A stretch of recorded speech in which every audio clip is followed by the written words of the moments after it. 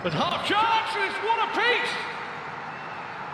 Well, what did I say? Don't call me the Oracle, don't say anything, but Ragnar Oratmangoen season. Timnas Garuda sukses mempermalukan Timnas Bahrain di kandang sendiri usai Timnas Indonesia berhasil unggul 2-1 berkat gol indah Rafael Struijk dari luar kotak penalti.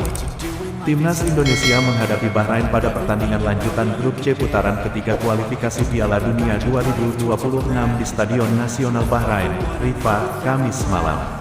Pada menit pertama, penyerang Timnas Indonesia Malik Rizaldi harus mendapatkan perawatan usai mengalami luka di pelipis mata hingga berdarah usai benturan dengan bek sekaligus kapten Bahrain Walid Al-Hayat. Bahrain mampu unggul 1-0 pada menit ke-15 lewat tendangan bebas jarak jauh Muhammad Marhum. Tendangan Marhum dari jarak cukup jauh mampu mengarah ke mistar gawang Indonesia lalu bola jatuh ke dalam garis gawang Indonesia hingga membuat Maarten Paes mati langkah.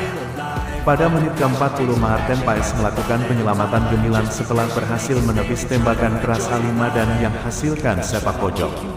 Dari tendangan pojok ini Bahrain kembali mengancam gawang Indonesia lewat sundulan Amin Benadi yang masih melenceng tipis di sisi kiri gawang Indonesia. Pada menit ke-40 15-2 Indonesia membuka peluang melalui sontekan Rafael Struijk. Namun sontekan Struijk yang melintas di depan gawang Bahrain tidak disambut pemain Indonesia lainnya. Namun situasi ini menghasilkan gelombang serangan Indonesia berikutnya.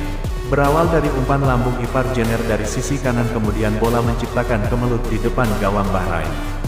Bola kemudian disentuh bek Indonesia Miss Hilgers dan mengalirkan umpan kepada Ragnar Oratmangoen yang menghasilkan gol untuk tim Garuda di menit ke-45+3. Skor 1-1. Pertandingan babak pertama berakhir dengan skor 1-1. Pada awal babak kedua Sintayong memasukkan Rizky Ridho menggantikan Jordi Amat dan Eliano Reijnders menggantikan Sandy Walsh.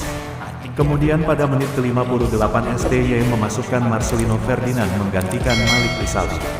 Pada menit ke-60 keputusan aneh dibuat wasit Ahmed Alkaf saat Rafael Struijk terjatuh usai didorong bek Bahrain saat berusaha melakukan tendangan voli lalu bola mengenai wasit.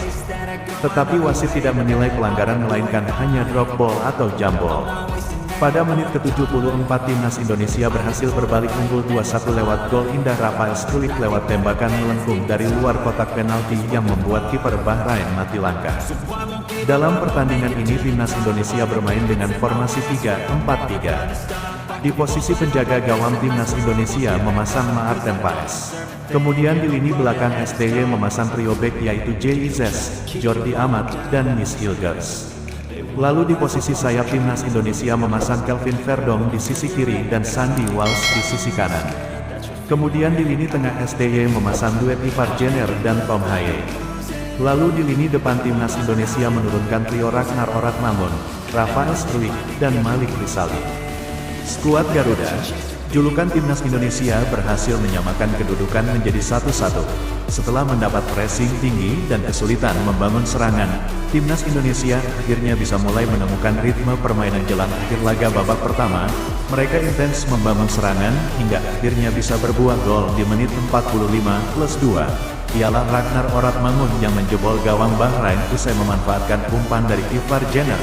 Tendangannya gagal dihalau kiper Ibrahim Lutfala. Timnas Indonesia pun menyamakan kedudukan 1-1. Skor bertahan hingga akhir laga. Duel Timnas Indonesia vs Bahrain sendiri digelar di Bahrain National Stadium, Rifah, Kamis, tanggal 10 Oktober tahun 2024, pukul 23 waktu Indonesia Barat. Pertemuan kedua tim tersaji dalam matchday ketiga grup C babak ketiga kualifikasi Piala Dunia 2026 zona Asia. Tentunya, Timnas Indonesia diharapkan meraih kemenangan dalam laga. Sebab, pasukan Sintayong baru mengemas 2 poin saat ini sehingga bertengger di urutan kelima pada klasemen sementara grup C. Timnas Indonesia terpaut 1 poin saja dengan Bahrain yang berada 1 peringkat di atas Timnas Indonesia. Bahrain total mengemas 3 poin dari 2 laga yang sudah dilakoni. Baru 2 menit laga bergulir, Malik Rizaldi langsung tergeletak. Pelipisnya berdarah usai berduel udara dengan pemain Bahrain. Pemain Persebaya Surabaya itu mendapatkan perawatan medis. Pertandingan dihentikan sejenak. Usai dilanjutkan, Bahrain yang tampil di depan pendukung sendiri berusaha mendominasi permainan.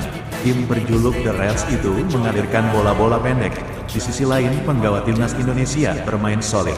Hal tersebut yang membuat tuan rumah kesulitan mendapat ruang tembak.